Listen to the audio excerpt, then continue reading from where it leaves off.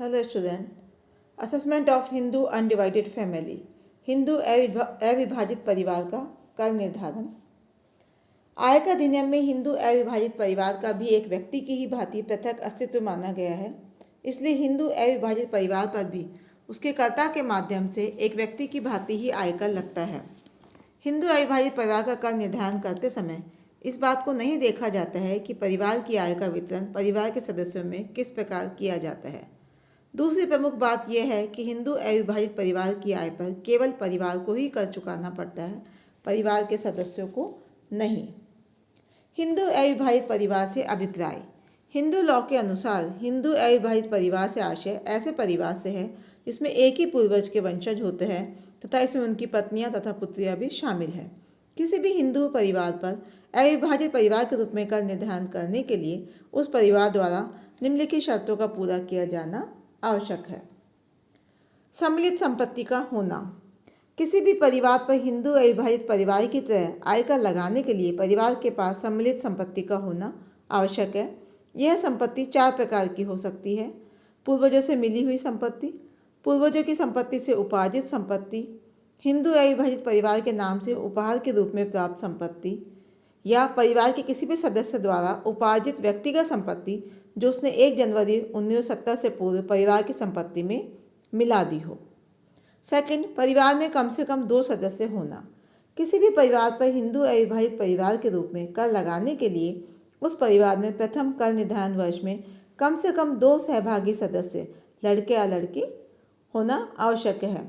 आगे के वर्षों में हिंदू अविभाजित परिवार का अस्तित्व जारी रखने के लिए अथवा परिवार के विभाजन के बाद बनने वाले अनेक छोटे छोटे हिंदू अविभाजित परिवारों के लिए भी ये आवश्यक नहीं है कि परिवार में सहभागी सदस्य हो।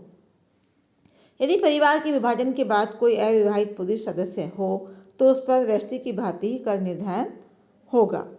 विवाह के बाद वह पुनः हिंदू अविभाजित परिवार के रूप में कर निर्धारण करवा सकता है। थर्ड, हिंदू कानून के अनुसार हिंदू परिवार होना। भारतीय संविधान के अनुसार हिंदू एवं मुस्लिम परिवारों में अलग अलग पूजा विधि, संस्कार आदि के लिए अलग अलग कानून, हिंदू कानून हिंदू लॉ और मुस्लिम कानून मुस्लिम लॉ है। संयुक्त परिवार व्यवस्था केवल हिंदू कानून में ही है, मुस्लिम कानून में नहीं। अतः हिंदू परिवार पर ही हिंदू अविभाजित परिवार की आय का कर निर्धारण एक अलग इकाई के रूप में करवा सकता है। जैन तथा सिख अविभाजित परिवार। जैन एवं सिख परिवार भी हिंदू अविभाजित परिवार ही माने जाते हैं। हिंदू अविभाजित परिवार की सदस्यता प्राप्त होना व समाप्त होने के प्रावधान। सदस्यता प्राप्त होना। सामान्यतः हिंदू अविभाजित परिवार के सदस्य उस परिवार में जन्म लेने वाली संतान, चाहे वो लड़का हो या लड़की, को स्वतः ही प्राप्त हो जाती है। इसके अलावा कानून के प्रभाव से भी निम्न दशाओं में किसी परिवार की सदस्यता प्राप्त हो जाती है। फर्स्ट है गोद लेने से, बाय अडॉप्शन। यदि कोई हिंदू अविभाजित परिवार किसी लड़के या लड़की को गोद ले लेता है तो उसे उस परिवार की वैध संतान माना जाता है तथा उसे उस परिवार की सदस्यता प्राप्त हो जाती है। बी, लड़की की दशा में उसका विवाह होने पर, bye marriage in case of a girl. लड़की उस परिवार की तो स्वाभाविक सहभागी सदस्य होती ही है जहाँ उसका जन्म हुआ है, परंतु विवाह के पश्चात वह उस परिवार की भी महिला सदस्य बन जाती है जहाँ उसका विवाह हुआ है। सदस्यता समाप्त होना।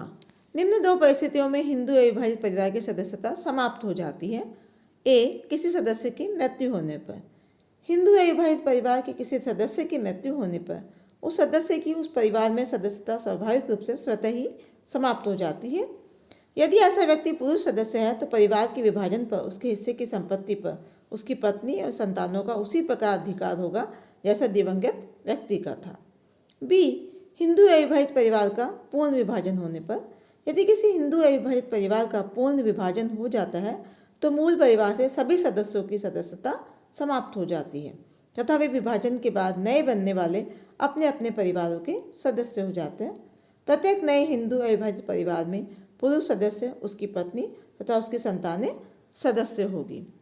यह था हमारा आज का टॉपिक, हिंदू अविभाजित परिवार से आशय एवं हिंदू अविभाजित परिवार के रूप में कर निर्धारण के लिए कौन कौन सी शर्तों का पूरा किया जाना आवश्यक है तथा हिंदू अविभाजित परिवार की सदस्यता प्राप्त होने व समाप्त होने के प्रावधान।